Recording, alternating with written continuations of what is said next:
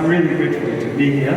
I was very expectant, and I'm still expectant about this WordCamp. We've missed WordCamp for 2 years, and it's really been tough on us. Even the online things sometimes, we missed it all days, but here we are.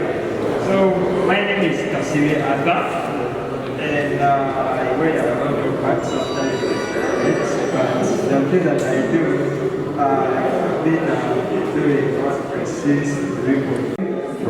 I'm not so good at coding, but I'm good at interface, and sometimes I have the eye. I also do SEO, search engine optimization. I do graphics design, digital design.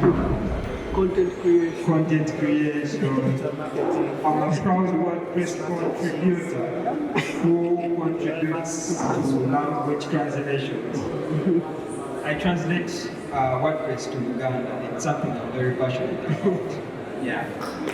Everyone here can become a translator. We have 33%. The time we make 100% and Uganda is shipped out, every one of you will join me at Cafe. Oh my God. This is on record. Okay. So recently I did an interview and well, I will share a link, some listen about WooCommerce and podcasts in Uganda. So this was the interview, very insightful. You can go to dothewood.io and you will find it there. That's it. Well, e-commerce best practices wooing your customers never got easier. So today, how many of you have e-commerce shops? Or ever worked with? Yes, you have one. You do. Yes. Okay. You also have one. You want to have one. Perfect. Well, I think the pandemic taught so many people about websites and going online. It's okay, there is a blessing also in this, guys, but it helps people to understand. You don't have to explain a lot of things, what a website will do, just tell someone you're going to be online. Simple. You're going to see your website, your products online, and that's all. People will agree. At least they understand now. We have a lot of content creators. People use YouTube a lot nowadays than back then. And people can buy. Because back then people used to say YouTube was, all that data for nothing. But people consume videos more than actually text. So you see how dynamics have changed. So back to WooCommerce. WooCommerce, first of all, is a plugin, an open source plugin by WordPress. So WordPress is an open source software which has been here for more than, I think, 18 years now. It's old.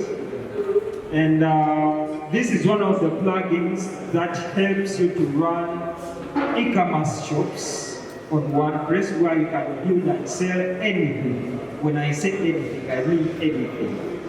From digital products to online subscriptions to physical products to services built online in form of subscriptions. So this is quite a robust tool here. And today I'm going to let you go through plugins,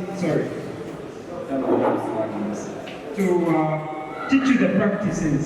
Some of these things we've been understanding them, others we haven't actually kept an eye on them, and these are the things that clients look out when they are looking through your shops. What must you have on your website, on your e-commerce website? What things should you implement first and most for someone to come and understand your site? Okay, assuming some of us have really had this, but we've all had user experience when it comes to online buying. We've used Jinja before, yes, and I have used it. I will keep my use, but yes, I've used it. Hamza, there has a lot of tutorials about Elementor. Hamza, just raise your hand. Okay, this is Miss Riley. Customers buy for their reasons, not yours. You understand that? If you do say it. customers buy for their reasons, not choose.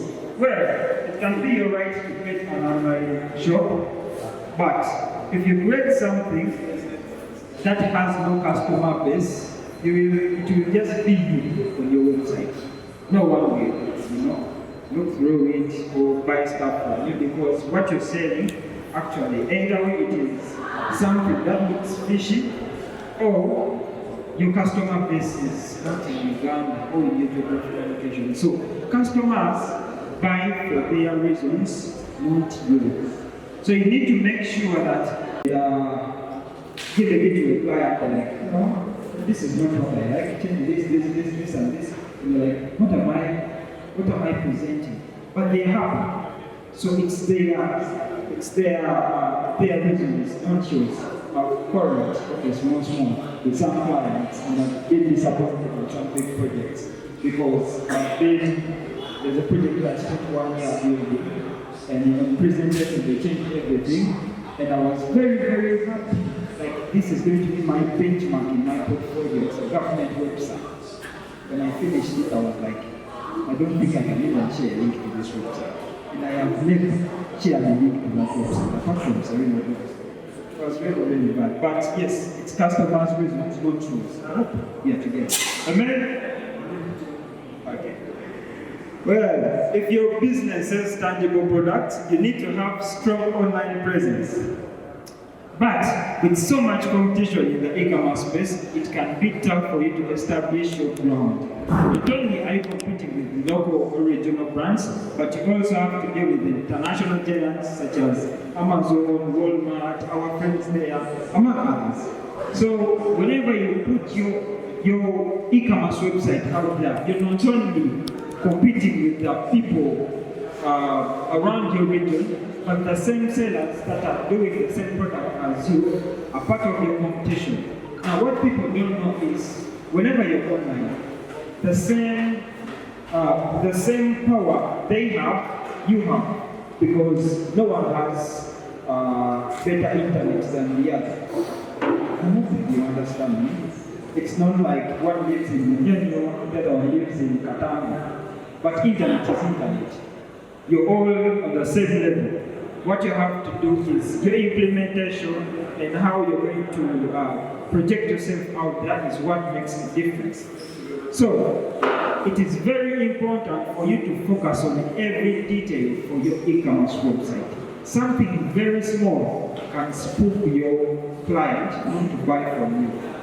An unanswered message, an unanswered inquiry. Okay, some of these are inside there, but there's one annoying thing that I always get. People putting chatbots or chat plugins on their websites, and they don't reply instantly. I feel like I want to throw away my computer because someone has just done that.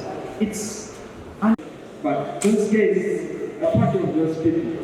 You don't have to put, at least you put an email, the guy will answer in 24 hours. And when someone sends that email, you tell them that yes, this is an auto-generated email, you will be replied in 24 hours always.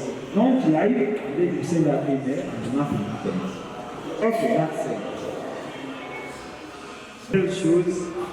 Whenever a client comes, I have to put shoes from the slider up to the footer, and where there are those small credits powered by, also put another product down there. So you make the website cluttered with a lot of things that clients actually won't even differentiate which is which.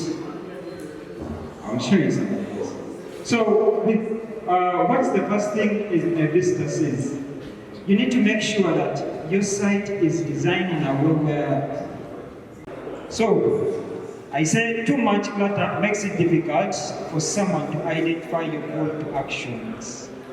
Call to actions, I think, these days, and for those people, I really enjoy Numbers, and all of these websites that I've implemented, I make sure that I install Google Analytics and still Bing. Now Bing shares analytics with Google, and then Bing has that tool, it's called Microsoft Clarity, where it monitors heat maps, and then it also does videos of how people click on your website, you will be wowed. I sit down in my free time and look through. Sometimes I show Serena and she doesn't understand, and I tell her, just be happy. These numbers are here, just be happy. When you see people clicking through call to actions, you know that when people who are going to check it, of course the people who are going to check it, and then it's like, then I told him, okay, if the people who are going to check it, do you think a stranger can read this sunset with text on top of it? Like, okay. Then I took another screenshot, which is the sunset. I didn't implement it, I didn't have the time. Alright, simplify your friends. I've seen this a lot. You have a lot of pages, pages, sub-pages, or you can create a bigger page. So those things are good. You don't have to go to our website and you have a lot of main items. Do you understand that? I could have shown you an example of that. But I realized one thing when I was working with WordPress, that people don't know how to use tags and categories. They think everything is a category, and then sometimes those who use tags, they think tags are categories. So you need to differentiate. What I always tell them is that a category is a subject. Then tags are small features that feature those subjects. In a way where I can tell you that if my post is not a political post, it's an entertainment post, and then tags to find out content that's related to the big school. I hope we understand each other. So you don't have to create so many tags to have t-shirts, sleeve shirts, sweaters, tank tops, everything. But you find that when someone clicks tops, they might want to choose what they love best, either sleeves, long sleeves, or sweaters, or tank tops. So you give them a variety, but in a normalized manner. That's simplicity with the menus. Next.